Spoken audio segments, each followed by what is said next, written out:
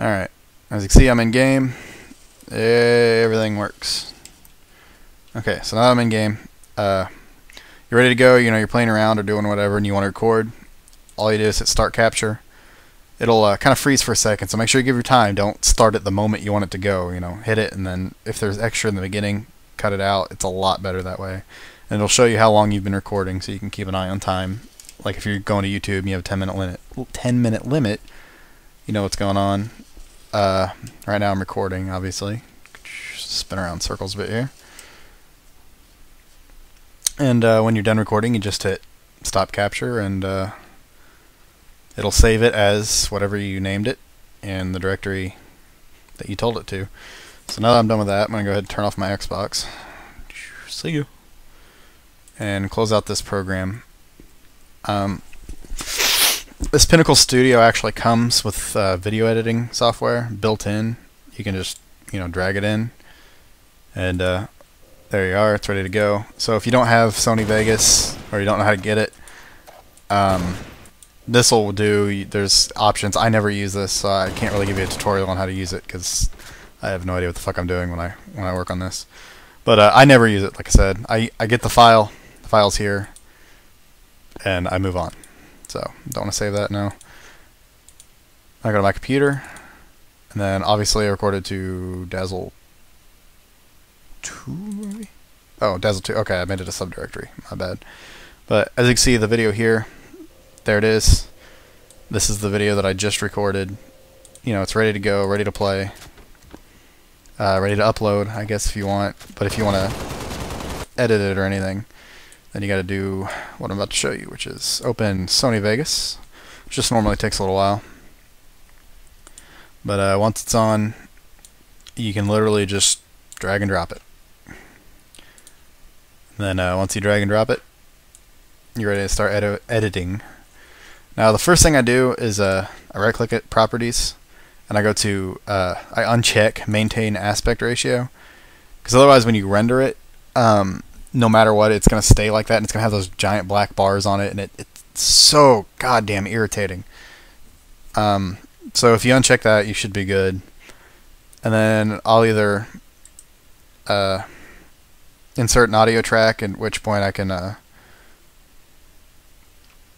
like do voiceovers or anything like that. If I'm doing that, all I gotta do is hit record, and eventually, and I hit record. Then while I'm talking, it'll play and record the voiceover over the video itself. And then when I'm done, I just hit stop, and it'll ask me to save it, and then I'll go ahead and play this back so you can see. And I hit record. Then while I'm talking, it'll play and record the voiceover over the video itself. And then when I'm done, I just hit, yeah, see, as you can see, it works just fine, but I don't actually want that, so delete it. Anyways, after that, I go to, once I've got it all, I did my voiceover, if I added music or effects or whatever, which I'm not going to get into effects and stuff. I'm just going to show just straight how I set it up. Which I can find something with some color in it. That'll do. Right click, and I go to Video Event Effects. And I always use the same ones. I use brightness and contrast, color corrector, and I use sharpen. Hit OK, and this little thing will pop up. And I've already got presets for Halo set up. You can save whatever you want. My contrast is 0.18, contrast center 0.52, brightness 0.04. I didn't really change that a whole lot because I did it in the when I actually recorded it. I did it in the Dazzle itself. Then I go to color corrector. This is my settings for this. I don't think I really changed anything on this one. Sometimes I do, depending on the game. Like I use a lot more of this for Call of Duty than I do on Halo. And then I go to sharpen. I think I use, go back to this, sorry. Yeah, I literally turn it up just the slightest little bit. Saturation 1.472. Gain 1.050. And that's the only thing I changed. And then I go to sharpen, and then 0.134 is what I use. And then once I have all those set, I can just turn that off. This is I hit this little button. It's kind of neat. If you could tell, this is before I added in the stuff, and this is after. So I'll go ahead and hit play, so you can see there's a line down the middle. it just clears it up, makes the colors more vivid. If there's text, you can read it a little bit better, and that helps out a lot for if you're going to be rendering it in a higher resolution than you recorded it in. And it's just better for quality all around. So once I'm done with all that, I go to File, Render As, and name it whatever, Tutorial, Butlord. And I always choose Windows Media Video V11. And then for template, I use this one, 6 Mbps HD 720-30p video. And then I go to Custom.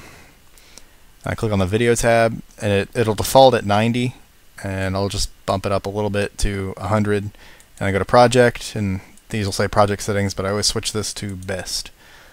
And then once I've done all that, hit Save, and the video will start rendering. The amount of time this takes is totally dependent on your computer. The faster computer you have, the less time it's going to take. The slower one, I mean, if you're trying to render this bad boy on a Pentium 4 with 512 megs of RAM and a Intel onboard graphics card, you're going to be waiting for a while. Currently I'm using an i5 with 6 gigs of 1600 megahertz memory and a 6850. So it normally, however long the video is, it normally takes about twice that long. So if it's like a 5-minute video, it might take me 10 minutes to render it. That's about average. I mean, it varies a lot depending on the video, but it's actually, I didn't plan on rendering this full video. I was going to cancel it, but since I've been talking about bullshit for so long, I'm going to go ahead and let this finish so you guys can see it once it's all done, which this takes forever. God damn it. But you can minimize this, and while you're waiting on it, I mean, you can do other stuff that stop you. So I'm going to go ahead and take this time to plug my website, because I'm a faggot.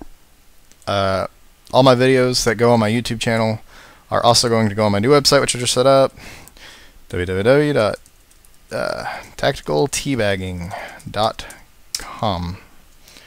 Boom. Here's the new website. Everything I do is going to be here in the video section. The tutorial will obviously go here. You can easily like me on Facebook, even though Facebook is dildos. Information, I post news and what I'm working on or what's next. I actually right now, this says that the video I'm going to be doing next is the one that I'm working on now. If you want to contact me, there's different things. A direct link to my YouTube channel. Yep. Sorry, I know this is just filler, but I figured I'd go ahead and throw this out here while I have the chance, while I'm waiting for this video to go down.